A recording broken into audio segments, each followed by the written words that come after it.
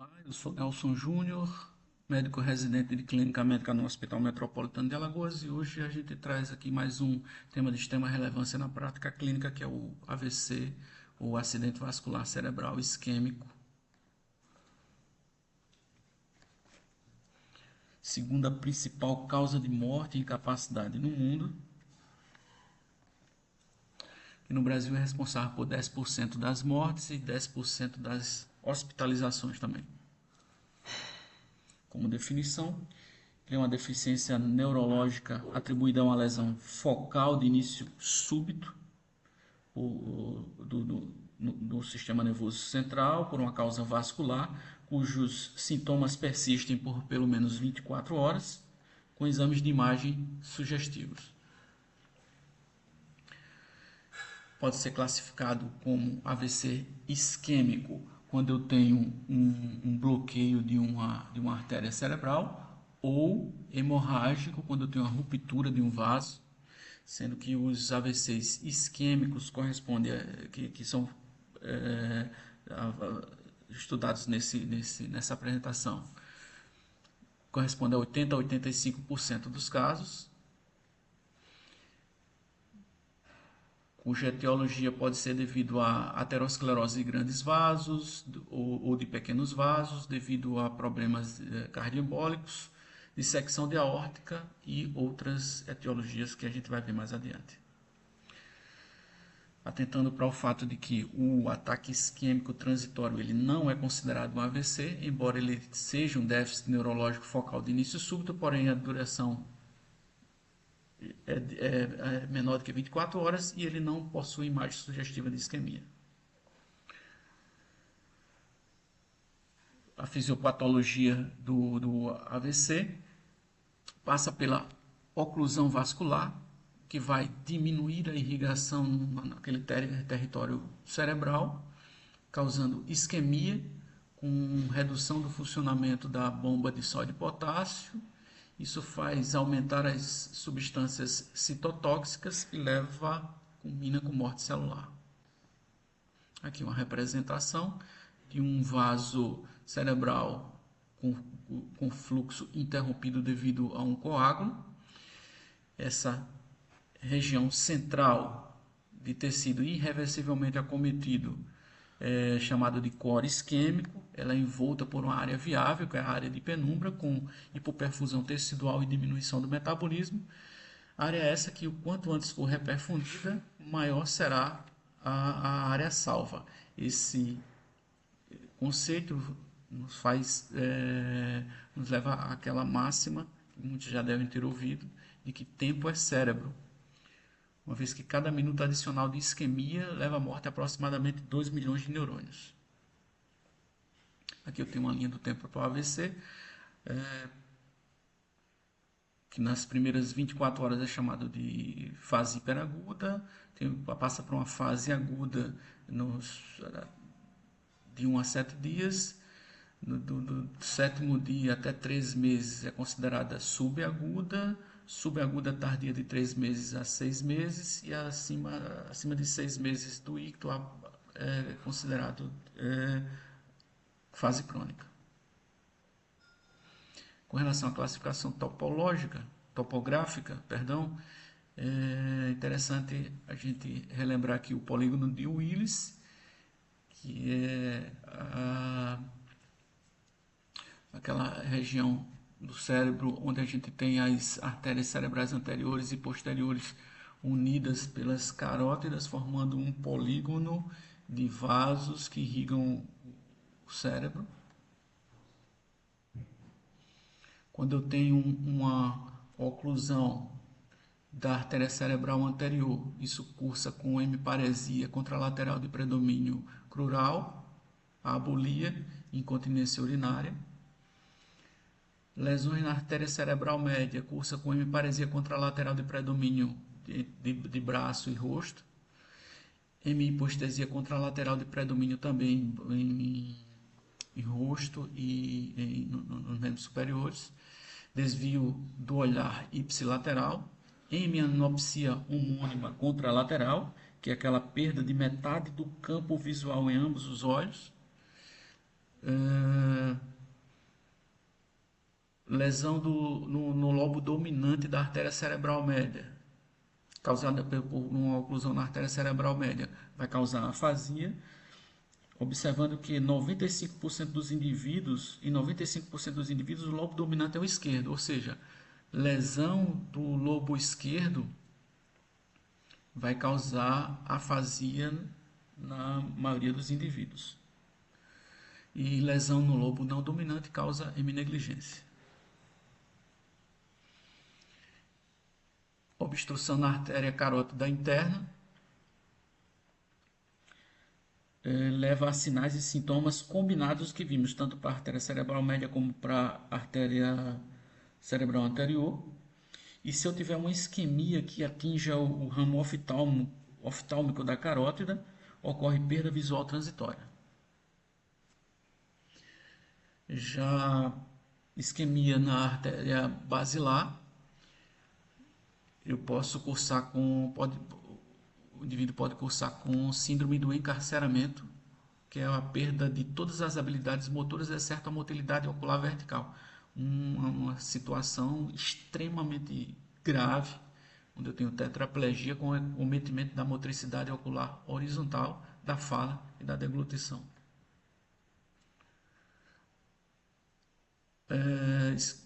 Obstrução na artéria cerebral posterior vai cursar com hemenopsia homônima contralateral, confusão mental, acometimento do tálamo vai cursar com, se eu tiver acometimento do tálamo, eu vou cursar com a síndrome dolorosa contralateral. E obstruções nas artérias lenticulo-estriadas, ou pequenos vasos cerebrais, cursam com síndromes lacunares principais, hemiparesia contralateral proporcionada, hemihipoestesia contralateral também proporcionada, enfim, déficits proporcionados àqueles onde eu tenho deficiência com a mesma intensidade, tanto em membros superiores quanto em membros inferiores. A classificação topográfica, para entender, vale a gente relembrar que o homúnculo de Penfield, que é aquela representação de como diferentes pontos da superfície do corpo estão mapeados no cérebro, né? Onde a gente tem aqui no córtex as fibras motoras que é responsável pela motricidade de diversas áreas do corpo, como aqui os dedos, mãos, joelho, braço, de modo que lesão no córtex vai causar déficits incompletos e desproporcionados. Desproporcionados justamente porque com intensidade diferente entre membros superiores e inferiores. Por exemplo, uma lesão aqui no córtex esquerdo vai causar lesão motora contralateral no lado direito, mas não quer dizer que com a mesma intensidade em membros inferiores e superiores, porque as fibras estão separadas e às vezes o core isquêmico aqui não acomete as fibras em igual intensidade. Às vezes acomete só fibras do membro superior ou só do membro inferior. Já quando a gente tem uma lesão aqui na área da cápsula interna, que é onde as fibras do córtex elas se juntam, eu vou ter um déficit completo e proporcionado de mesma intensidade, porque aí sim ele vai acometer fibras tanto dos membros superiores quanto dos membros inferiores, e completo também porque ele vai acometer o completo, ele acomete o déficit completo acomete rosto, braço e perna. O incompleto eu não tenho, por exemplo, paralisia facial. E quando o core isquêmico ele acomete a área de tronco, eu tenho que o tronco é onde ficam os núcleos dos nervos cranianos. Eu vou ter síndromes alternas, que seriam um déficit motor, sensório motor contralateral, mais um acometimento de algum par de nervo craniano. É uma situação interessante que eu tenho lesão contralateral, mas do mesmo lado eu vou ter uma lesão de nervo craniano, como o facial, o trigêmeo, por exemplo.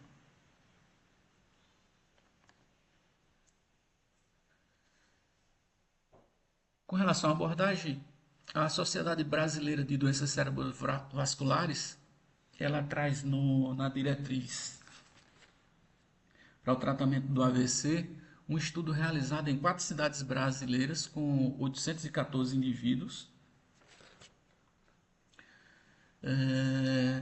onde se observou que foram dados 28 nomes diferentes para o AVC entre os entrevistados. Apenas 35% sabiam que o 192 era o número de emergência apropriado no Brasil. 22% não reconheciam qualquer sinal de alerta do AVC e apenas metade dos entrevistados pediriam resgate de emergência se um membro da família apresentasse os sintomas do AVC.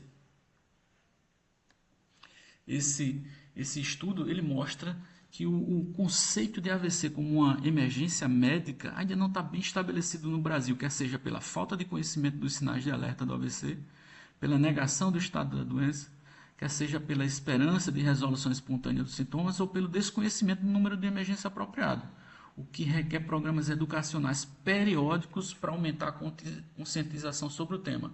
Esses programas educacionais deveriam priorizar principalmente a identificação dos sinais de alerta do AVC, como essa ilustração que mostra o passo a passo da escala de Cincinnati, onde eu devo observar boca torta, perda de força e dificuldade da fala. Boca torta, eu vou pedir para o paciente dar um sorriso e verificar se tem assimetria. Perda de força, pedir para ele elevar os braços, se houver queda de um dos braços, por exemplo, eu identifico. E se tiver dificuldade da fala, eu vou pedir para repetir uma frase como uma música. Se o paciente não for, que o indivíduo não for capaz de executar, eu tenho aí critérios para diagnóstico. E esses programas educacionais têm que também priorizar e insistir para que as pessoas recordem o número de emergência apropriado, que é o 192, que é o número do SAMU no Brasil.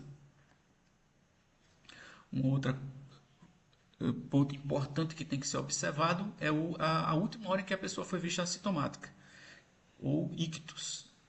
Esse ictus vai ser importante não só para a primeira abordagem, mas também para a abordagem hospitalar. Na abordagem inicial, a monitorização da saturação de oxigênio em todos que tenham saturação inferior a 95 ao aplicar suplementação de O2. Deve ser feita uma avaliação clínica da hidratação. Em caso de desidratação, realizar a hidratação intravenosa com soro fisiológico. Deve ser feito o teste de glicemia e dispensar líquidos contendo glicose, exceto em caso de hipoglicemia, que tem que ser tratada. Deve-se também manter uma hipertensão permissiva, ou seja, a gente pode tolerar, principalmente quando não for definido a necessidade que vai ser realizada uma trombólise, posso tolerar uma pressão de até 220 por 120. Já naqueles pacientes onde for definido que ele vai ser submetido a uma trombólise, a pressão nesses casos tem que ser abaixo de 185 por 110. E nos pacientes que realizaram a trombólise, ou seja, pós-trombólise, eu tenho que manter a pressão abaixo de 180 por 105. Caso haja necessidade de reduzir essa pressão, a droga de escolha é o nitroprussiato de sódio, nessa prescrição, como está descrito aí, de um frasco ampola diluído em 250 ml de soro glicosado, em bomba de infusão, numa taxa de 0,5 a 8 microgramas por quilo por minuto, ajustando a taxa a cada 10 minutos conforme necessário. Um outro item da abordagem inicial é a necessidade de usar a escala do NIH. Escala essa que vai avaliar o nível de consciência, verificar se o paciente está alerta. avaliar o melhor olhar conjugado, com observação dos movimentos oculares do paciente, verificar se tem paralisia do olhar, avaliar os campos visuais, verificando se existe hemianopsia, parcial, completa ou bilateral, perguntar e encorajar o paciente a mostrar os dentes ou sorrir e fechar os olhos com força em busca de evidências de paralisia facial, periférica ou central, avaliar o motor para os braços e para as pernas. O braço deve ser colocado na posição apropriada, estendidas, e verificar se a queda do braço ou se ele não consegue mover, o mesmo para a perna. Verificar se existe ataxia dos membros. Nesse caso, tem que ser avaliada a evidência de vai avaliar a evidência de uma lesão cerebelar. Com relação à sensibilidade, verificar a mímica facial, avaliar a sensibilidade no rosto em busca de sinais de perda sensitiva. Avaliar também a melhor linguagem no item 9, verificando se existe afasia leve, grave ou até mutismo, e se tem sinais de disartria também, ou seja, se o paciente ele não consegue pronunciar as palavras. E no último item, o item 11, avaliação da extensão ou desatenção, que antigamente era chamada de negligência. O NAI são 11 perguntas, 11 tópicos em busca desses sinais de AVC, e ele pontua de 0 a 42. E quanto maior a pontuação, maior a gravidade. Já com relação à abordagem hospitalar, devem ser realizados exames laboratoriais e principalmente realizar tomografia de crânio sem contraste, com interpretação dos resultados em até 45 minutos desde a admissão. Atentando para o fato de que a tomografia é o único exame capaz de identificar, de distinguir entre um AVC hemorrágico e um AVC isquêmico. Uma vez diagnosticado o AVC isquêmico, tem que se pensar em trombólise, principalmente se o paciente, se o ictus tem menos de 4 horas e meia. Essa é uma condição preliminar para a trombose, é um dos critérios de inclusão, mas também tem que se observar se o paciente tem mais de 18 anos e se foi feita a assinatura do formulário de consentimento informado. Já com relação aos critérios de exclusão, se o paciente fez uso de anticoagulantes orais, uso de heparina nas últimas 48 horas ou está com TTPA prolongado, se teve AVC ou trauma crânioencefálico grave nos últimos 3 meses, se teve hemorragia intracraniana ou malformação cerebrovascular, se tem suspeita de hemorragia subaracnoide ou dissecção de aorta. Esses são critérios de exclusão para a trombólise. Se a pressão tiver acima de 185 por 110, é um critério de exclusão, porém relativo. A gente viu que para realizar trombólise tem que estar abaixo desse valor e isso pode ser ajustado.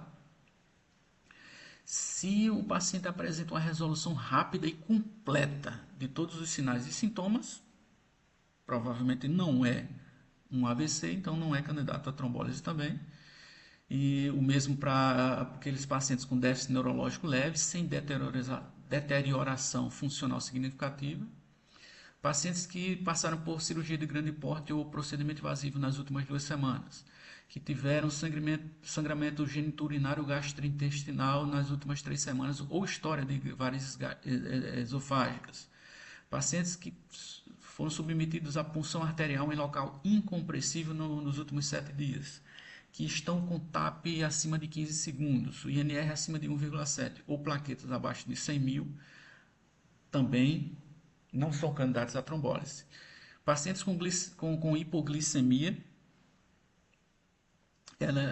a glicemia ela tem que ser, a hipoglicemia tem que ser tratada, pois se, uma vez tratadas, se o paciente melhora os déficits neurológicos, significa que não era um AVC e sim o déficit era proveniente da hipoglicemia. Já se ele tem hipoglicemia e você trata a hipoglicemia e continua o déficit neurológico, aí sim continua candidato. Pacientes com endocardite e embolia séptica ou gravidez, pacientes que tiveram infarto nos últimos 13 meses também não são candidatos a trombólise.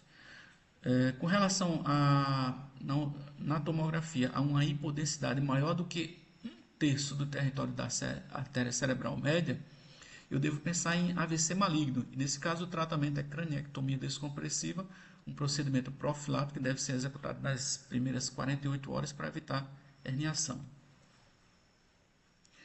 E como é que tem que ser feita a trombólise venosa? Com colocação de primeiro, instalar 2 catéteres intravenosos periféricos, pois não é possível compartilhar acesso venoso. A droga é o Alteplase, o nome comercial Actilise, na dose de 0,9 mg por quilo, sendo 10% administrado em bolas e os outros 90% em bomba de infusão durante 60 minutos.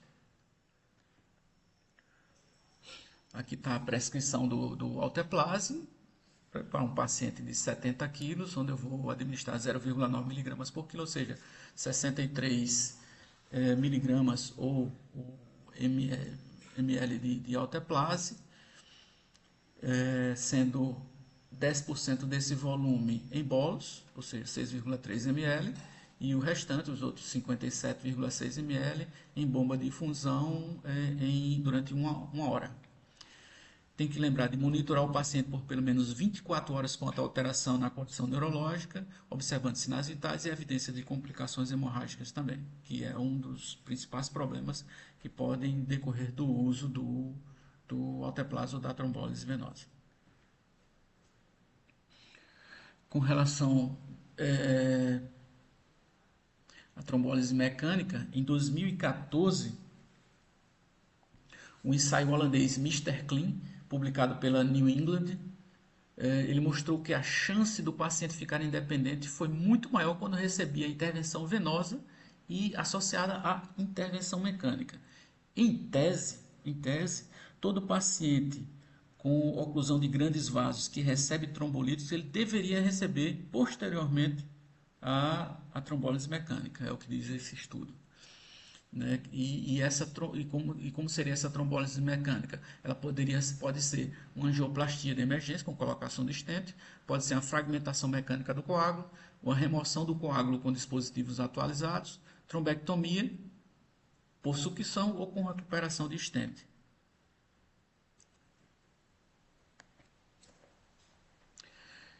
Já profilaxia e tratamento exige a gente pensar em fisioterapia o quanto antes, com introdução precoce, que vai garantir menos morbidade e maior independência do paciente. O uso de estatinas na dose de 20 a 40 mg por dia, com meta de LDL menor do que 70. O uso de antiagregantes, como AS, de 1 a 3 comprimidos iniciados por dia, iniciados após 24 horas do ictus. O uso de anticoagulante, a droga de escolha usada pela neurologia, a apixabana de 5 mg, um comprimido via oral de 12 em 12 horas, com início em 72 horas naqueles pacientes que tiveram lesões pequenas, pacientes com lesões moderadas, o início é de 3 a 7 dias, e pacientes com lesões extensas, iniciar a apixabana de 7 a 14 dias após o ictus. A investigação etiológica é extremamente necessária, não apenas para se descobrir o que deu origem ao AVC isquêmico, mas para a gente pensar em profilaxia e de modo a evitar um novo evento, um novo AVC naquele paciente. E nesse caso a gente tem que pensar em aterosclerose de vasos cervicais, em grandes vasos.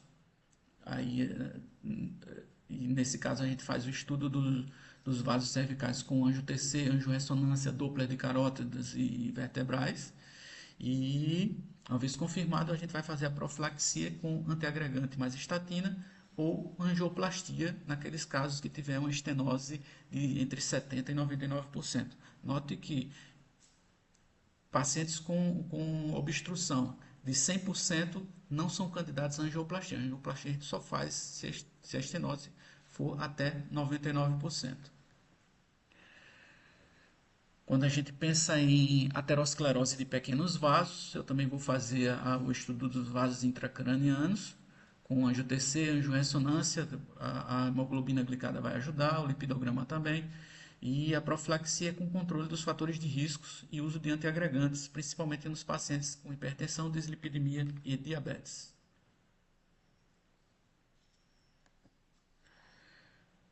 Causas cardioembólicas. Quando pensar em causas cardioembólicas, devo fazer exames de rastreio, como por exemplo o eco transtorácico ou o eco transesofágico, quando eu penso em forama oval patente ou trombos estáticos. Tem que solicitar as sorologias, principalmente quando se pensa em doença de Chagas, solicitar um Holter de 24 horas para avaliar arritmias e um eletro. A profilaxia de anticoagulação, principalmente se eu tenho fibrilação atrial ou trombo intracavitário. Pacientes que tiveram AVC, pacientes jovens que tiveram AVC, eu tenho que pensar em coagulopatias. E nesse caso eu vou solicitar dosagem de homocisteína, fator 5 de Leiden, anticardiolipinas, antibeta-2, protrombina e anticoagulante lúpico também. A profilaxia vai depender da causa observada.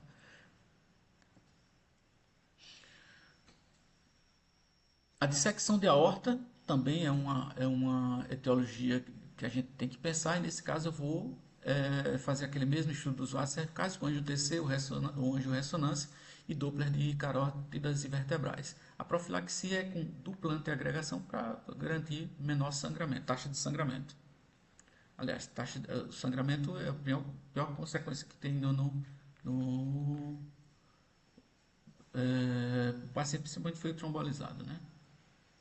Note que essa investigação etiológica, a gente, se eu pegar aqui as iniciais desses itens que a gente usou como modelo, forma a palavra ASCOD, que é o nome do artigo que deu origem a uma classificação que orienta nessa busca.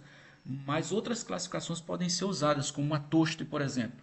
Sabendo que tanto essa que a gente usou a ASCOD quanto a TOST, todas elas se baseiam fundamentalmente nesses 5 fenótipos que a gente viu aqui: aterosclerose de vasos cervicais, de pequenos vasos, causas cardioembólicas, dissecção arterial ou outras causas, principalmente aqueles que a gente viu associado com pacientes jovens. Enfim, aqui a gente traz os fatores de risco para o AVC, sendo o sedentarismo, o tabagismo e o consumo de álcool aqueles fatores que a gente pode trabalhar e tentar fazer uma mudança de estilo de vida, né? Buscar sempre cessação do tabagismo e do consumo do álcool.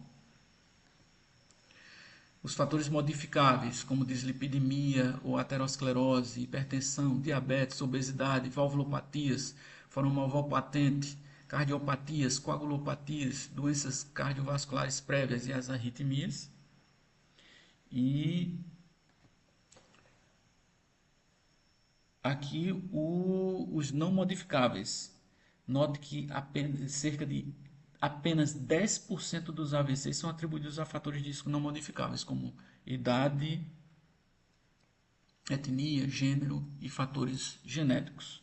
90% são atribuídos a fatores de risco modificáveis, que podem ser mitigados com mudança de estilo de vida e com o devido tratamento da comorbidade, como, por exemplo, tratamento das arritmias, especialmente quando o paciente tem fibrilação atrial. E é isso. Essas são as referências usadas na montagem dessa apresentação. Destaque para esses dois últimos artigos aí, que constituem a diretriz para o tratamento do AVC distribuído pela Sociedade Brasileira de Doenças Cardiovasculares. Espero que tenha sido útil a todos. Obrigado.